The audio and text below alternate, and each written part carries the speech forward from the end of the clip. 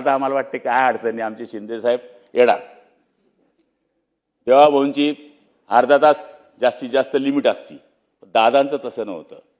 वेळेवर आम्ही एक वेळेस दादा आम्ही 4-5 मंत्री होतो. दादा तुम्ही कसं आहे हो तुमचं दिनचर्या? तर म्हणले गुलाम मी रात्री झोपताना सकाळी कोणते कपडे घालायचे ते मी ठेवून देतो. कोणती चप्पल आहे ती बाजूला ठेवून देतो. जेवण केलं मी झोपलो सकाळी 5:30ला उठलो 6 वाजता आपलं दरबार सुरू होते म्हणले. मला तरी असं वाटतं की त्या दरबारमध्ये लाईनीने जसं लोक पंढरीला जातात गणपती बाप्पाकडे जातात तसा माझा दीन दलित पडित शोषित त्यांच्या विठ्ठलाला गमवलं हो त्यांनी.